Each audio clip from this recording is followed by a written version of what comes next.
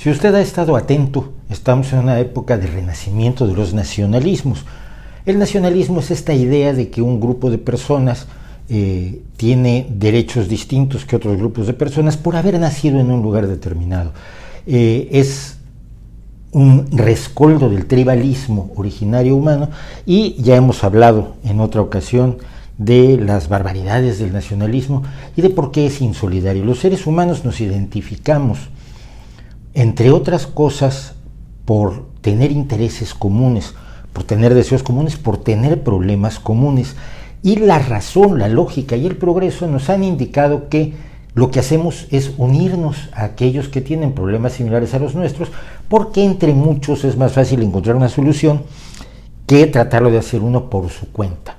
Esto sin contar con que el nacionalismo tiene este regusto siempre a xenofobia, este regusto siempre a yo soy mejor que tú, a tú no deberías estar aquí conmigo, a tus hijos no son dignos de jugar con los míos ni de ir con ellos a la escuela. Si no vamos a hacer esto, vamos a poner una raya en el suelo donde no había una raya antes, ponemos una línea en el suelo y decimos de aquí para allá tú eres tú y tus problemas no son míos, mis problemas no son tuyos, y no puedes pasar esta línea salvo que quieras ser extranjero con derechos disminuidos de este lado de la raya de los que tienes del otro lado de la raya.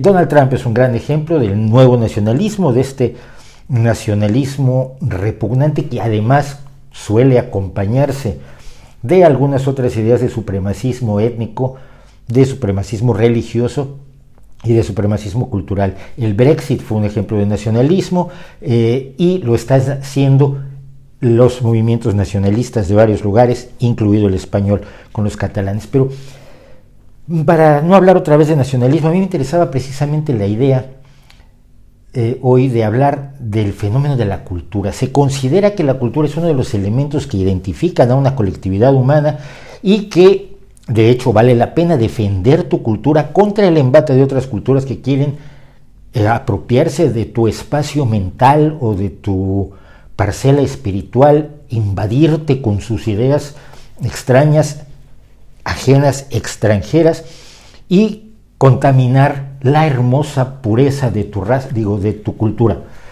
Es lo mismo, suena igualmente así. ¿Qué es la cultura?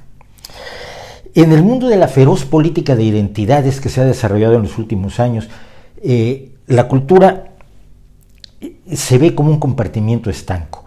¿Qué es la política de identidades? Es la idea de que somos importantes por lo que somos y no por lo que hacemos, por lo que pensamos, por la lucha que damos, por las convicciones que compartimos, por los sueños que podemos albergar. No, lo importante es tu estatura, tu color, tu sexo, tu género, tu gordura, tu delgadez, tu adscripción a una determinada cultura. Haber nacido en un lugar determinado te hace diferente de los que han nacido en otro lado, y se empieza a tomar el gran volumen de la humanidad y se subdivide. Bueno, pero aquí están los de este color, los de este color, los de este color, los de este color, pero aquí están divididos además por sus gustos sexuales, aquí están divididos por estaturas, aquí están divididos por sus antecedentes étnicos o por de dónde vinieron sus bisabuelos, sus tatarabuelos o sus más lejanos ancestros a principios de la era común.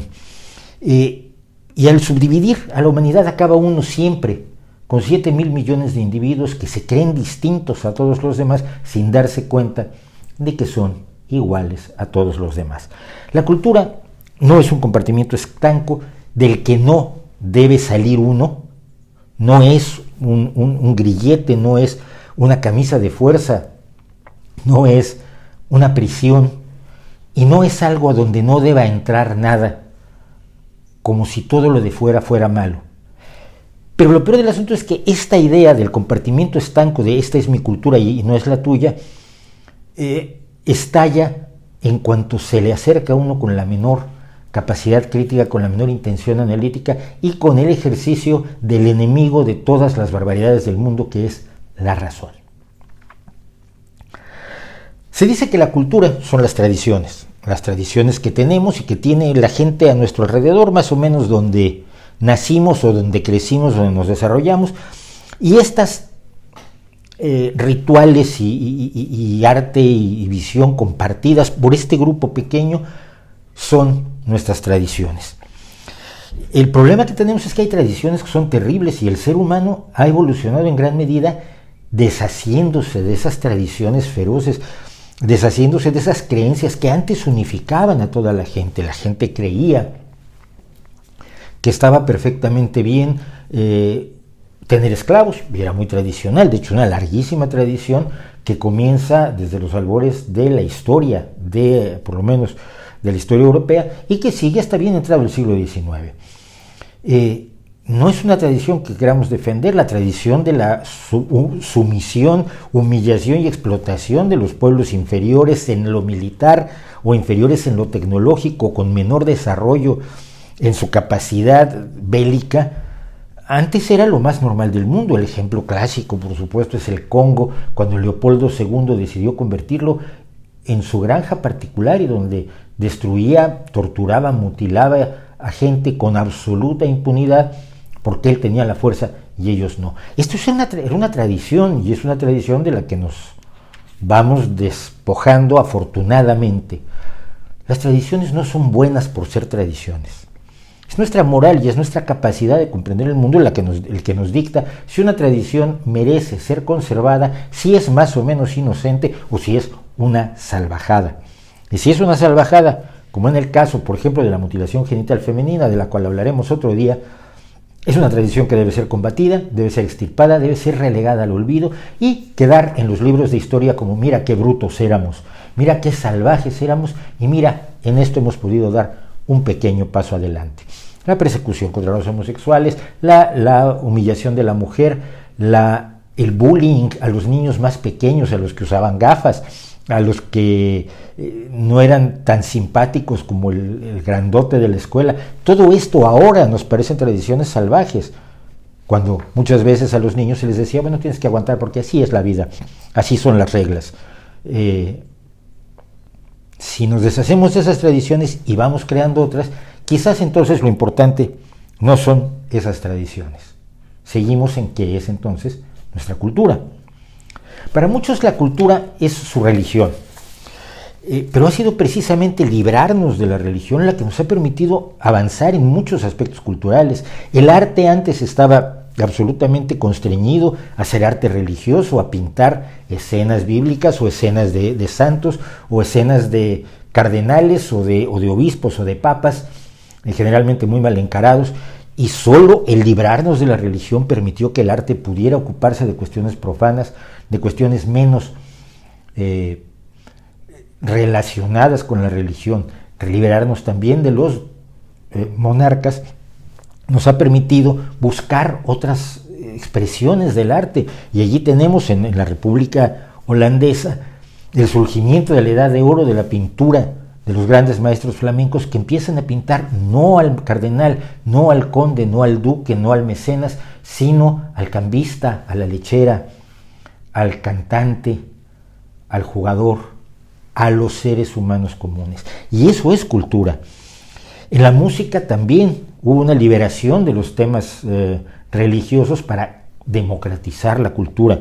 La ciencia y el pensamiento, por supuesto, son imposibles cuando la religión manda. Romper tradiciones, romper con la religión como fuente de tradiciones es también uno de los pasos que hemos dado para que florezca la cultura. Por lo tanto, como las tradiciones no son cultura, la religión tampoco es el elemento definitorio, o debería ser el elemento definitorio de una cultura. Otra visión es que la cultura es el idioma que hablamos y que es el que nos permite entendernos con la gente a nuestro alrededor, por lo menos en un espacio geográfico delimitado que generalmente es bastante más pequeño de lo que creemos, porque basta alejarnos unas decenas de kilómetros del lugar donde estamos para encontrarnos con que la gente empieza a hablar un poco distinto, tiene palabras que ya no entendemos, tiene giros de lenguaje que nos resultan arcanos. La mayoría de las palabras que utilizamos para comunicarnos hoy en día son de factura reciente, son palabras y conceptos que no existían hace muy poco tiempo, porque es la realidad, es la evolución, es el conocimiento el que va generando el lenguaje. Quienes quieren mantener el lenguaje también en un compartimiento estanco, la pureza del lenguaje que se limpia, se le fija y se le da esplendor como una especie de tacita de plata que se tiene en un estante y que solo se usa cuando vienen las visitas, es una estupidez gigantesca. Nosotros no entendemos el español que hablaban en el siglo XIX, ni en el siglo XVIII, y reto a cualquiera que sin estar previamente informado lea la primera página del Quijote del siglo XVI y me diga de qué está hablando. Las palabras, los conceptos, la vida que se vivía en el siglo XVI tenía palabras distintas de las que tenemos hoy y no las entendemos. Ya no digamos del siglo XII o XIII, cuando surge el idioma español con el Cantar del Miocid. Y esto es válido para todas las lenguas, para todos los idiomas. Todos evolucionan de acuerdo a las necesidades de su entorno, a las necesidades de su sociedad y de su sociedad muy pequeña. Y conforme hay intercambios comerciales, culturales, sociales, incluso bélicos, los idiomas se han ido retroalimentando unos a otros y prestándose palabras que necesitaban y que no tenían a la mano. No es ningún demérito para un idioma el tomar prestado un concepto que no tenía y que ya se les ocurrió a otros, porque también del idioma nuestro se van palabras que agradecen quienes necesitaban expresar cosas que no sabían hacer y nosotros sí. Es un flujo permanente en el que no hay ni superioridades ni inferioridades. Entonces te dicen, tu cultura es la herencia familiar, es lo que tu familia ha hecho siempre, pero resulta que tu familia nada lo ha hecho siempre. Todos en la actualidad tenemos familias que vienen de muchísimos orígenes. España es un lugar donde llegó gente de todas las culturas, se mezcló, se quedaron sus ideas, se quedaron sus costumbres, se quedaron sus tradiciones, se quedaron sus nombres, se quedaron sus palabras y se quedaron algunos de sus genes, porque todo flujo comercial, todo flujo bélico, todo flujo cultural, todo flujo social conlleva un flujo genético que permite que todos seamos finalmente primos hermanos. Nuestras familias, digo, proceden de muchos orígenes y las latinoamericanas, por ejemplo, tienen una cantidad de flujos migratorios que nos quedan clarísimos a la hora de escuchar sus apellidos, incluso la cantidad de apellidos italianos en Uruguay o en Argentina, los apellidos japoneses en el Perú, donde la familia Fujimori es una familia tristemente famosa en la política, alemanes, franceses, ingleses, chinos. México tiene de hecho dos grandes flujos migratorios chinos. Mi familia tiene raíces en el centro de Europa, pero también las tiene en Asturias, pero también las tiene en la Oaxaca indígena, y esa Oaxaca indígena seguramente tiene negros, porque allí fue donde fueron a dar muchos de los negros que se llevaron como esclavos a México y que han aparentemente desaparecido en la fisonomía de los mexicanos porque se han integrado al resto del conjunto genético del país. Nuestras familias, nuestra herencia no es una. Uno elige o le eligen. Yo tengo más cercanía con mi herencia asturiana que con mi herencia de Polonia o de la etnia zapoteca, pero eso no quiere decir que ninguna de las tres sea o deje de ser mía, o que no sea mía la de aquel antepasado que fue traído como esclavo del África Oriental. Yo creo que un gran ejemplo de estos flujos es la música.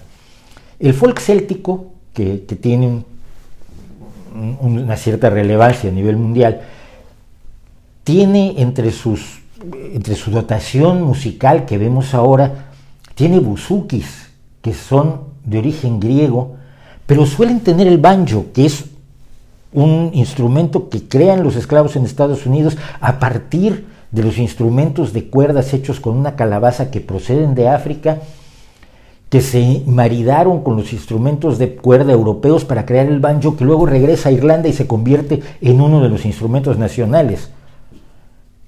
Si queremos pureza en el folclore irlandés, habría que echar al banjo, que durante más de 100 años ha sido fundamental en su música. Resultaría absurdo. Para eso, si empezamos a hacer eso, acabaremos echando a las gaitas, que finalmente fueron traídas por los romanos a toda Europa, pero que tampoco inventaron los romanos, porque, hasta donde sabemos, por la más antigua representación de una gaita es una escultura hitita del año 1000 antes de la era común en la ciudad de Euyuk. No hay culturas puras y limpias, no hay razas puras y limpias. No hay naciones puras y limpias. Toda nación es una mezcla de pueblos. Y el sueño que tenemos como experiencia razonable es que caigan más fronteras y sean más pueblos los que formen la nación humana, en vez de regresar al pasado en nuestro DeLorean irracional y volvamos a crear pequeños pueblos. Ante el movimiento independentista catalán, la revista Charlie Hebdo señalaba que hay más de 200 idiomas en Europa y que una Europa de 200 naciones sería una de las estupideces más grandes que podríamos imaginar, además de ser, por supuesto, un infierno burocrático. Países como México tienen 56 grupos etnolingüísticos, que no son 56 idiomas, hay muchos más idiomas, porque cada grupo etnolingüístico puede contener varios idiomas, aparte de el castellano, el francés, el alemán, el chino y los otros muchos idiomas que han confluido en el país. La cultura solo es una, es la cultura humana, es lo que ha hecho el ser humano más allá de su genética. Decía un viejo lingüista mexicano, amigo mío, Arrigo Cohen Anitúa: cultura es todo lo que no es natura. Cultura es todo lo que los seres humanos hemos creado, más allá de lo que nos daba nuestra dotación genética. Y esa cultura es una sola. Tiene muchas expresiones, pero toda es de todos. En Japón, cada fin de año, coros enormes que llegan a ser de 10,000 personas cantan el cuarto movimiento de la novena sinfonía de Ludwig van Beethoven. 10,000 japoneses cantando a Beethoven y el poema de Schiller que le da origen. Hay grupos celtas formados por alemanes, hay grupos de mariachis formados por chinos, hay grupos de gaita asturiana formados por gente que viene de América Latina. La cultura es de todos y tú y todos tenemos derecho a participar de todas las culturas, y así lo establece curiosamente la Declaración Universal de los Derechos Humanos en su artículo 27. Vamos a dejar de lado la idea, pues, de mi cultura y tu cultura y mi cultura es mejor que tu cultura, porque suena tan estúpida como nos suenan los racistas cuando creen que son superiores a otras personas y al final se encuentran que todos tienen, cuando haces estudios genéticos que ahora sirven también para eso, que todos tienen por ahí un ancestro del África subsahariana y un ancestro de lugares que ellos consideraban lejanos a ellos. Finalmente, nada del humano me es ajeno, nada del humano nos es ajeno, y todo lo que se pueda perder de la humanidad, lo perdemos todos y cada uno de nosotros. Olvidémonos, pues, de las culturas y centrémonos en hacer vivir, crecer, evolucionar la nuestra, que es la humana, dejar atrás las partes más inservibles, más despreciables, más repugnantes de ella y crear todos los días más y mejor cultura para todos los seres humanos. ¿No cree usted?